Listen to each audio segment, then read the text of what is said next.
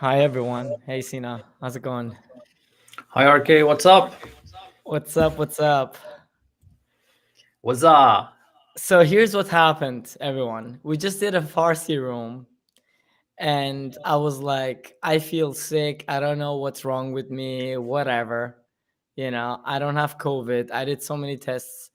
And literally in between the session, I did a COVID test and now I turned positive. So it's COVID. Now it's official. And what's funny is I was telling him that you do have COVID, and he's like, "No, I've tested a few times and it can't be COVID." Yeah. But Well, the good news turns is, out that I was more accurate than your test, my friend.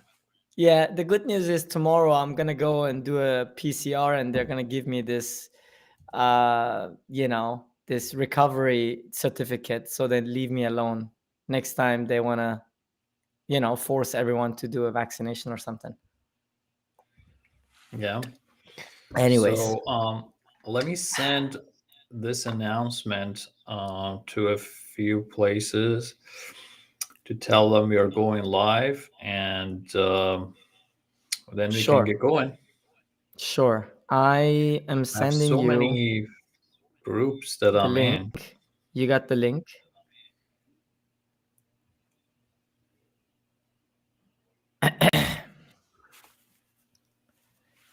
It's interesting. It's like on the voice, like my super heavy, as if I screamed a lot.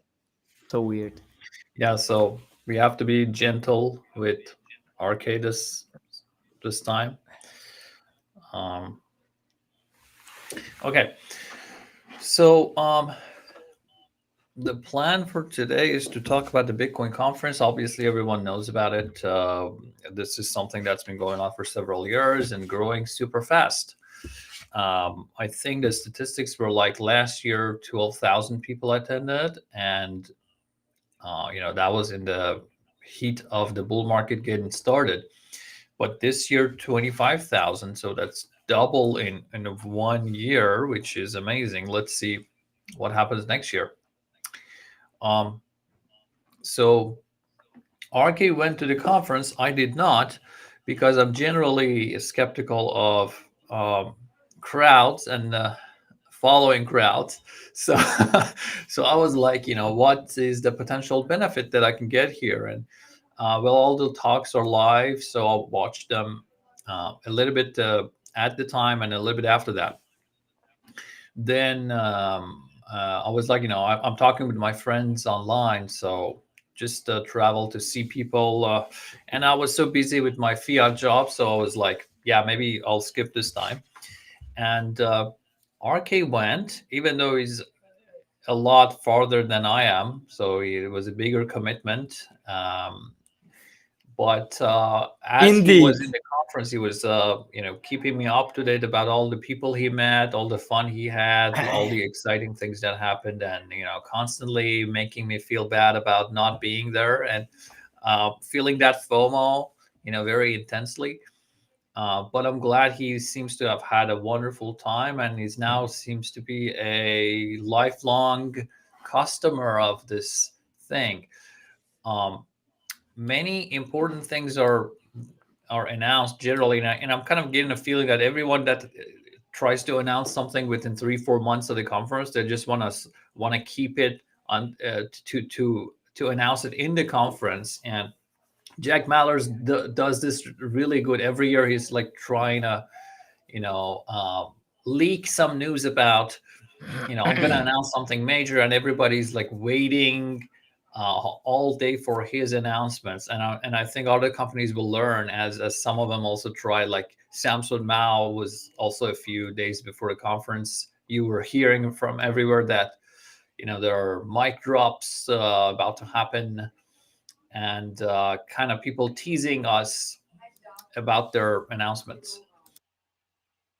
Definitely, yeah.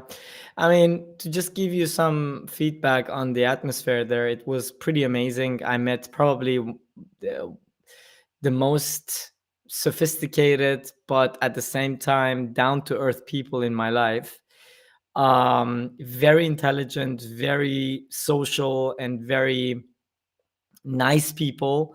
However, I did not attend every single speech. So I was more busy going around, meeting people, and going through the, bazaar and looking at the booths and buying Bitcoin uh, gadgets. And look what I got here. For example, I got this one.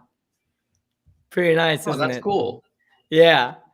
So that was So pretty losing your great. sats. Yeah, for this one I didn't pay anything. He just gifted to me. That's the guy from Crypto Clocks. They sell node cases, which I Did you buy a actually. Moscow time device? What's that?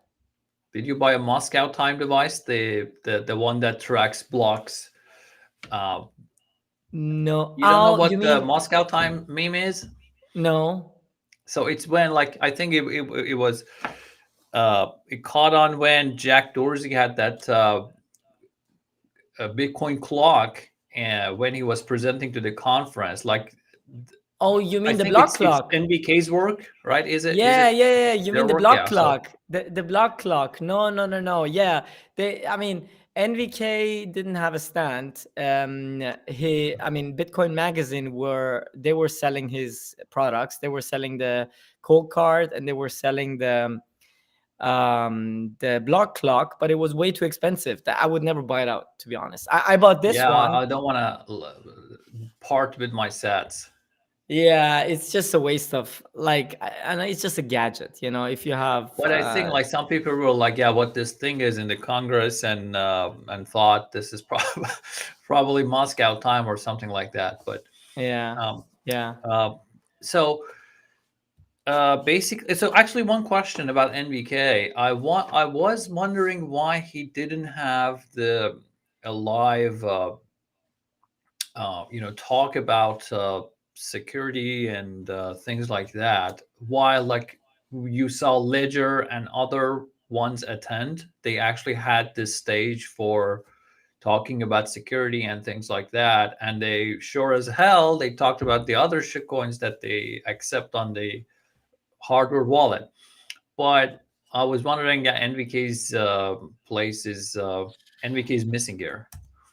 Yeah, just to let everyone know, I actually on my way back to Germany in the airport, I met NVK there. I didn't meet him at the conference. Funny enough, I met him at the passport control, and we sat down and had a drink for an hour or two while we were waiting for our flights. And I didn't ask him specifically about this, but I did ask him why he didn't have a boot, and he was like, "Dude, we just don't do that. We don't do boots." That was his statement, and Probably yeah, it's likely that it's not cheap necessarily, yeah, um, but maybe some other thing going on as well. But yeah, anyways, I was surprised to see, like, people invited the Ledger guys, and they are doing, you know, useful work. But the fact that he was very proudly talking about all the other shit that Ledger accepts and kind of promoting that on the stage was interesting. And no one else challenges these guys that bring up shitcoins because, I don't know, maybe they don't want to look bad or want to please the other people, don't want to damage the relationship. But yeah. It's pretty yeah, sad. anyways. It's pretty sad. I completely agree with you.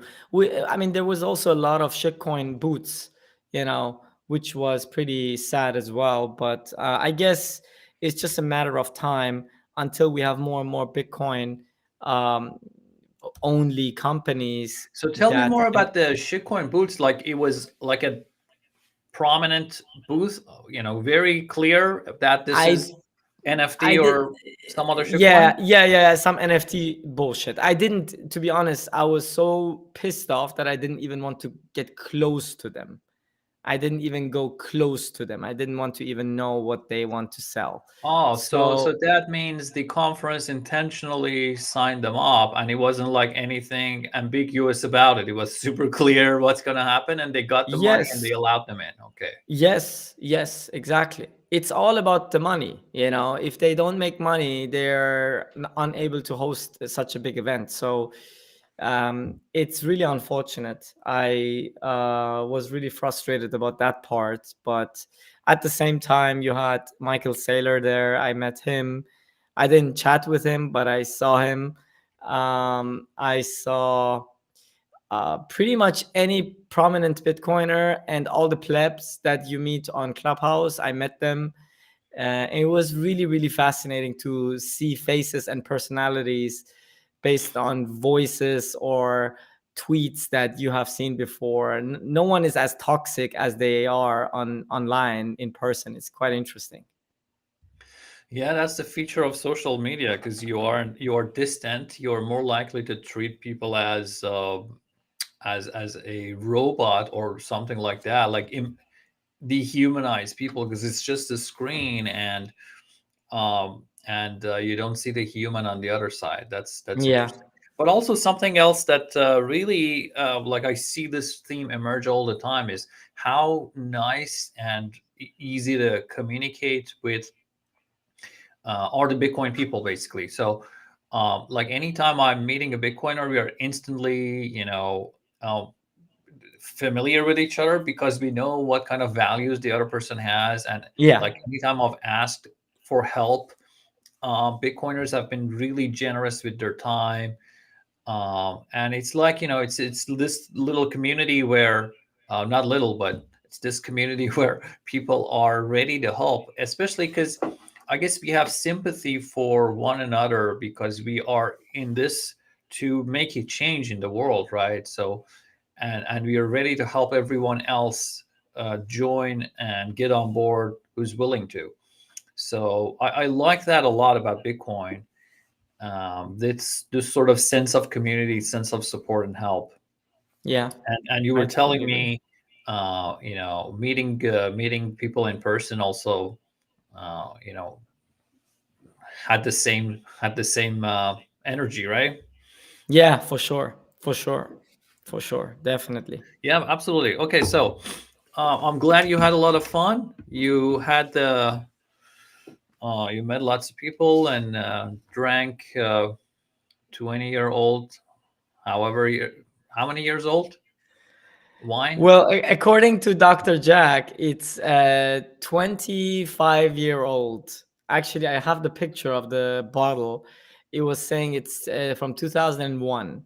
So, 23-year-old or 21-year-old, sorry, bottle of wine, which was pretty amazing to see that. And there was even a story behind his bottles that he asked us not to share publicly, but he was very generous. He hosted us at his Airbnb, which was a vast like place. It was pretty amazing.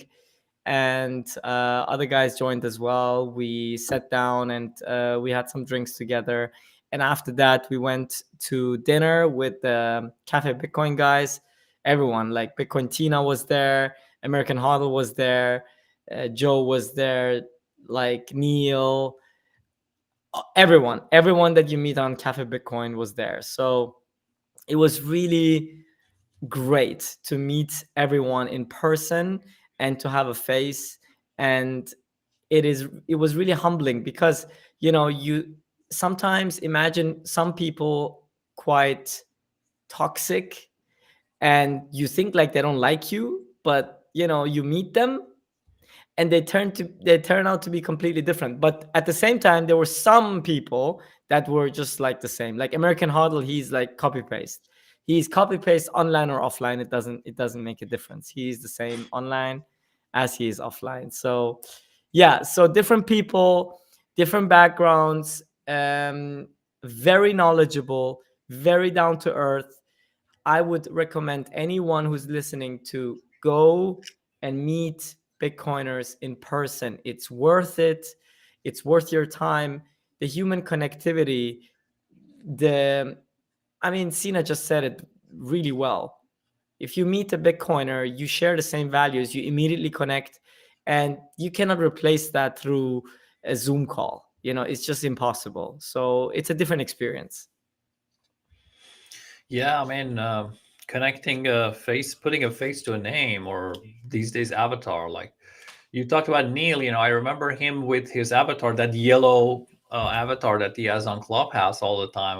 Yeah. It would be an interesting experience to add to actually meet people.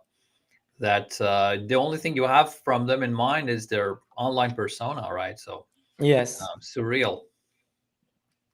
So actually, um, very interesting events or developments were announced in the conference that I think we should talk about. And I know you are getting tired with all the virus situation, so we should be quicker today. But so let Yeah. me talk through a few of the important events and see what you think about them. So one of the things that really I've been thinking about for some time is what kind of experience El Salvador had, and did actually what actual impact the adoption of Bitcoin had in their economy. So a few months ago, we've heard that they announced their GDP is up something like, if I remember correctly, about 10%, and their tourism was up 30%. Although I can imagine with the recent gang violence and all, it might be impacted, but that's pretty sizable impact, especially when you think about long term. And they basically, in the conference, they said that our country's position in the world has been elevated, and that reminds me exactly of this. When Michael Saylor says that, as soon as their company adopted Bitcoin, their brand has become a lot more valuable. So many more people now know Michael Saylor. Same thing happened with El Salvador, right? Nobody even cared about El Salvador as an important part of the world economy, but now many people know it. A lot of people are have positive perspectives about it. A lot of people have visited, and maybe planning to purchase land or establish companies and things like that. They actually announced that 45 companies have been established in the crypto space in El Salvador, and that's going to have the effect of bringing more capital, bringing more knowledge and technology, and improving, growing the economy, basically, right? At the same time, they are doing everything right. Like they're also reforming the immigration system in a way that allows new company founders to get permanent residency and for themselves and the family and their employees, and visa process is being improved, and so they are doing everything right. And also they announced that the access to the Bitcoin bond gives them like a second avenue for raising funds. Like for these small countries, they have to go beg IMF for money if they're in trouble, right? There's little access to other sources, and especially when you need money, you have to accept what kind of terms they force onto you. Like you have to do these sorts of reforms and basically follow what they say. Um, and basically having access to a second form of financing gives them bargaining power, gives them new opportunities with that Bitcoin bonds. They've delayed it, and I wonder why, but it should be happening in the next few months. Yeah, I think the most fascinating thing about El Salvador is that the world is watching, right? Every single country, neighboring country, South American country, island, small GDP countries who have little to nothing to lose are watching this. And slowly but surely, they will follow. And once that happens, you will see more and more adoption coming. And I think this is really bullish, fundamentally bullish, even though you see not everything priced yet into Bitcoin because of the current macro environment, short-term macro environment, but which is not a topic we want to cover here. But I think all the fundamentals are growing more and more bullish. The more countries join, the more companies join. Sorry, the more companies join. And after my visit here in the Bitcoin conference, the amount of companies that I saw there, like startups with ideas, with young people, with capital that is being built, not in a shitcoin space, but in the Bitcoin space, on top of Bitcoin, projects on top of Bitcoin. I'm talking about Bitcoin only companies. It is massive, Sina. It really is. I wish, like, this was a part I wish you would have seen in the conference, was the number of projects and number of companies there. It was amazing. Yeah, I feel like there's a lot of fire under the surface, under the ashes. So you don't see it for a long time. And many people are like just tracking big headlines or like a special high profile announcements.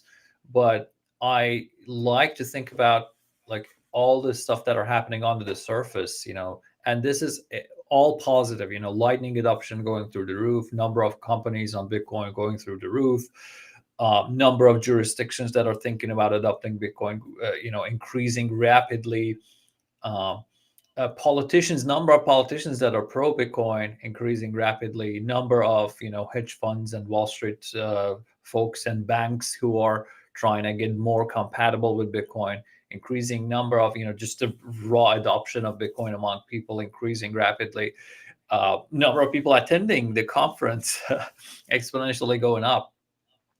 So all the fundamentals are positive, and I love it that we don't see the effect in the price because that gives us more opportunity to just accumulate. And I love it when something huge happens and no change in price. By comparison, like as soon as Tesla said we are adopting Bitcoin, we saw a huge green candle, and then when they said, "Oh, we will stop accepting Bitcoin," which basically meant nothing, absolutely nothing, because no one was buying Teslas with Bitcoin. Yeah, I mean, Um, there can be a green candle that is absolutely based on speculation, and then there can be no candle, and you see gradual green candles over time, right? Which is way more reliable than a giant daily green candle of like 25%, right? yeah, so basically, I really feel like a lot of participants in the market, they want just a spicy, high-profile thing. Like if someone announced in the conference that Apple is adopting Bitcoin, then you would definitely see a lot of people react to it. But once they announced, like Strike announcing their work with NCR and Shopify, didn't see a major change, and I loved it because people don't understand what this means, right? Suddenly being able to spend your Bitcoin at a significant portion of the American economy is absolutely great, and the idea behind this is really genius. So Struck actually made a lot of companies in the world, in the US, to accept Bitcoin without accepting Bitcoin. And that's like the ideal case because you don't care about if the company understands it, if the company likes it, if they are comfortable with the tax regulation and the tax burden of keeping Bitcoin on reserve, if the company is worried about the volatility, if shareholders don't like it. None of that matters because Strike converts everything to dollar, back to dollar, before depositing the money to the company's reserve and accounts. And basically, a company could be just announcing on the marketing side that we accept Bitcoin, but on the actual operational side, it's just dollars. So no change, zero change in their infrastructure, zero change in how they do business, but they're just activate a tick, and now they accept Bitcoin and they can use that for marketing purposes all they want. So uh, it's it's I mean, in my opinion, this is bigger than the El Salvador event, although it had historical precedent-setting value. But if you think about just the economic magnitude of this news, I think of it as a huge milestone. Yeah, So and the everything is reason, positive, except the macro things trying to dampen the price, and they're pulling out liquidity from a levered economy. So you know all markets are going down, which is fine, which is awesome for me. All the fundamentals are positive, and uh, the fact that market's still not catching up to Bitcoin, that's the ideal place to be, because we've done the work, we understand the fundamentals, while the market still, for the most part, doesn't. So that's the kind of opportunity that doesn't happen often in other markets. yeah, absolutely. Maybe let's talk about why that's so bullish. I think an explanation is quite necessary, because um, it doesn't affect the price immediately, because there is not an immediate purchase of Bitcoin on someone's balance sheet, right? So therefore, there is no immediate price action happening. Uh, on top of that, there is not a lot of speculation, because no one even understands what was announced fundamentally. What was announced?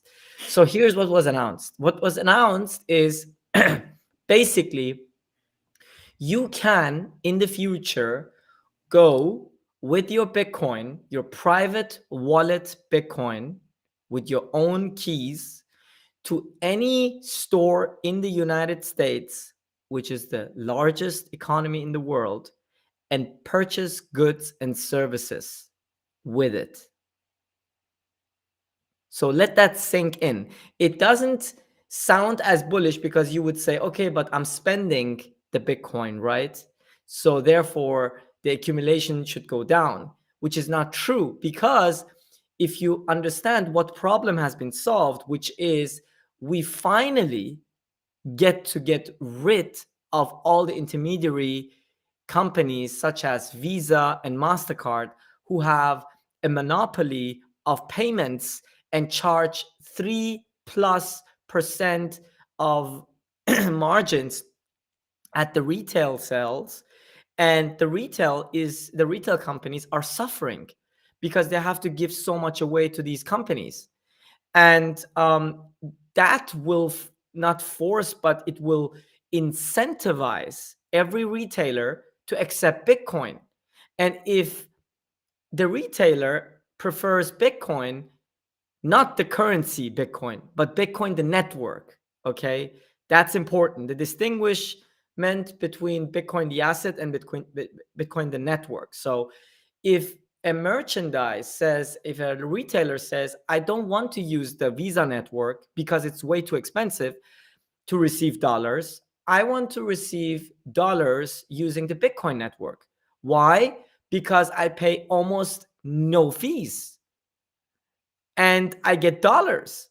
So why would I choose a Visa company or a Master company or an American Express company? It doesn't make any sense. And this is an open monetary network. It is not a closed network. So that means Strike is just the first company or application on top of it. Cash App is another one. And there's going to be way more companies who are going to build on top of this. And it's going to revolutionize payments.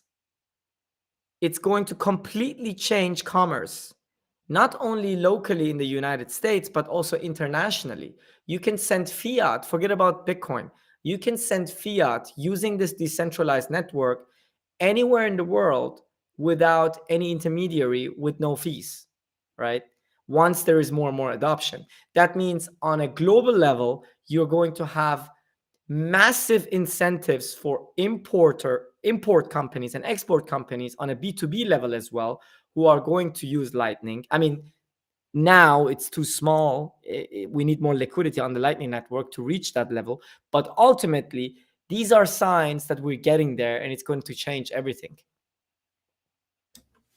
And basically, that's what's needed, right? So that's part of the adoption, to see, you are able to spend it in a lot more places. You're able to earn it in a lot more places, and that's what we need to see for the adoption to happen, and that's what exactly we are observing here.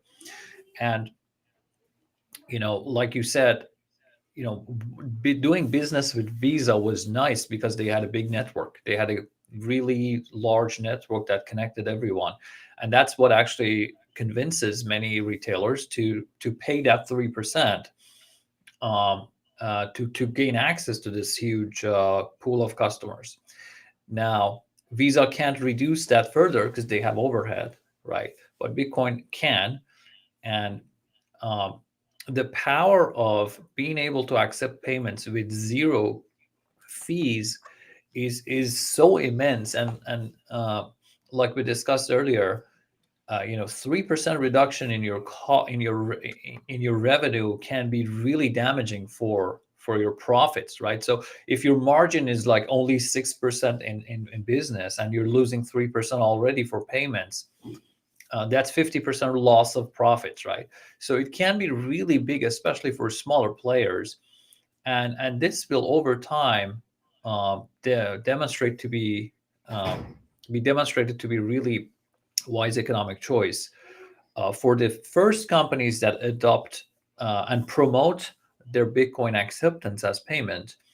And they will over time see that, actually see in the numbers the amount, the level of benefits they're getting by using this network, uh, both in terms of cost reduction and improved marketing efficiency. And then this will cause bigger and more companies to see the benefits and make that mental change and a shift that's required for increased adoption.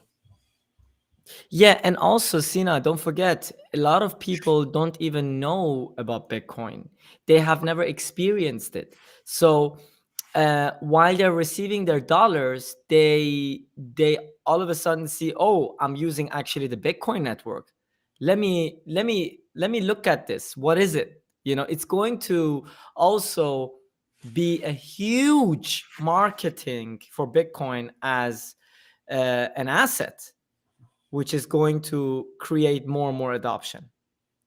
Yeah, and what's sitting between us and mass adoption? Part of that is actually, a lot of people thinking this is magic internet money. It's not reliable. It's just something for speculation, right?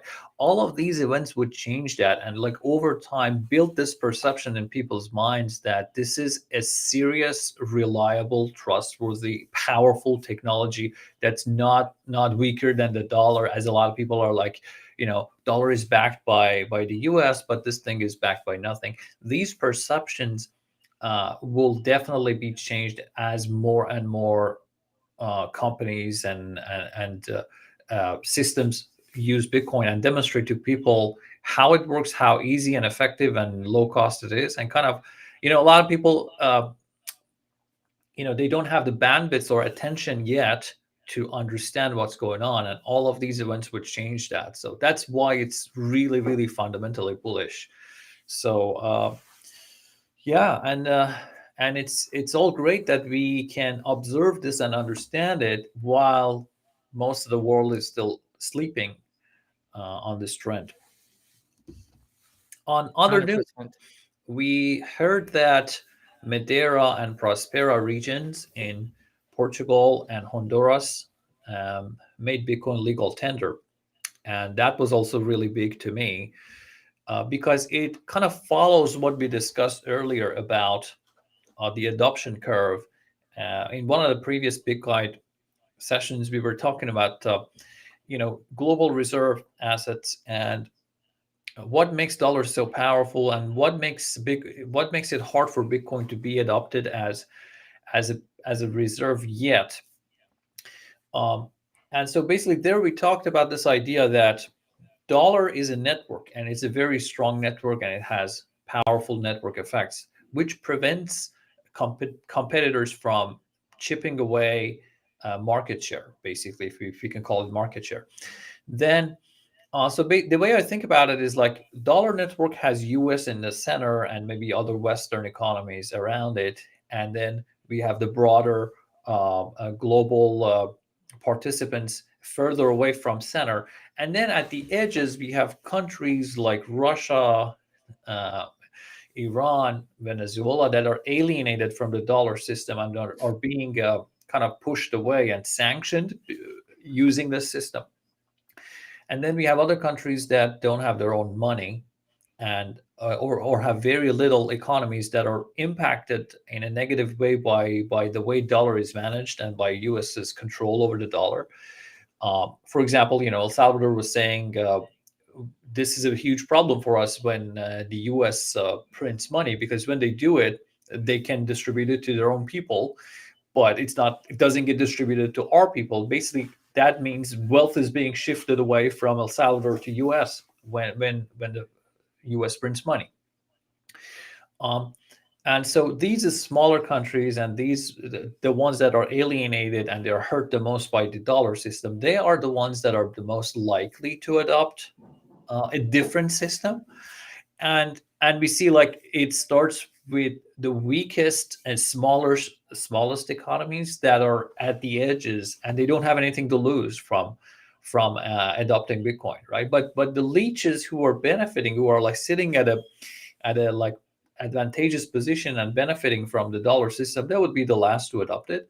And so under this theory, you should expect, like, go look at the list of countries who don't have their own currency, or the ones that are have a small government that's uh, not very corrupt, but they depend on tourism and they depend on international connections. These are the countries that are most likely to basically switch. And we, sure enough, this year we see these two regions um, adopting it, and that's also very big. Last year we had one, this year we had two additional, maybe next year we have five more. And this is how change happens, slow, gradually, and then suddenly. Exactly. I mean, you have one small nation in the American region, which is um, El Salvador, and you have one small region in the European continent, which is Madeira, right? This is how adoption starts, right? And everyone is watching. Every country is looking at these countries, and they are going to follow, because the game theoretical benefits of adopting Bitcoin, due to its monetary policy, and because it's decentralized and no one can tamper with it and no one can change it, the more adoption happens, the more the price ultimately will appreciate against fiat currencies. And the more these countries benefit, the more other countries will see them and want to copy them. That's basic game theory. This is not something that needs a lot of intelligent thinking to predict. It is something that is just a question of time. And it's coming, and it's going to take some time, but it is happening as we speak. And as time goes by and governments fail on their promises and their failed policies and money printing, Bitcoin's adoption is just going to increase. And the little people are going to benefit most. This is what makes me most hopeful about this technology, because, I am, as you said earlier, Sina, I am so happy that um, the institutional crowd is still sleeping, because due to that, there's a lot of opportunities for smaller communities to accumulate Bitcoin. I mean, we cannot help everyone, because ultimately the rich guys are going to come. But there is going to be so much upside still that a lot of people will be able to benefit. Yeah. Governments are universally failures. The more they try to manage and improve their economy, the bigger damage they'll do. And in the past, there was no choice. You had to be within government money network. and all the shenanigans and all the damage and stupid policies they would pursue would hurt you. But now we have this beautiful development in the world that allows you to opt out and choose a different system. Now, then you can take control of your own destiny. You're not destined to get poorer and poorer every day by due to the policies of the government. If it's if it's good or bad, you have the option to opt out. And unfortunately, there is no end in sight for government stupidity and the economic mistakes that central actors that think they have sufficient knowledge to manage a complex economy. The damage they do is just going to continue and continue going on, and that will only have one effect, which is making the outside option more and more valuable. So I can't be more excited that we now have this, opting out technology and this option. And like I've heard from Saifuddin saying, now you have the option. So if you're late in onboarding, it's mostly on you. Yeah, absolutely. I 100% agree. Yeah, Sina. Shall we close it up? What do you say? Yeah, I guess in light of your recent predicament with COVID, maybe we'll let you rest a little bit. I know I've heard that it's not a pleasant experience for some people, so you have probably you feel have you horrible had now. COVID? Have you had COVID? No. No. Okay. So, or maybe I did and I never felt it because I Hmm. had I had um, I had some symptoms a few months ago, but I never did a test. I just thought it's a waste of time. I just took care of myself and it went away. So so I didn't Good. pay attention to that. Um, so maybe I have already. Anyways, so we'll let you rest a little bit. Have a lot of warm tea, I guess, and I will. you're really um, knowledgeable on nutrition, and also I have no recommendation to make, I guess. But take care, buddy. This is a small cost for all the fun in the conference. I'm glad you had so much fun, and hope to go there next year with you. Yeah, for sure. We have to go. This time, no excuses, Sina. You have to come. Yeah, yeah. All right, Good. cool. Thanks a lot for joining See you. and letting us, giving us some insight about what it felt at the conference, even though you were not feeling great. Um, Everyone who's watching, please follow us on social media. We try to have sessions every week live. So if you want to watch us live, every week, same time. And this will also be recorded on YouTube and go on Spotify as the podcast episodes. And tune in for our courses, which are complete.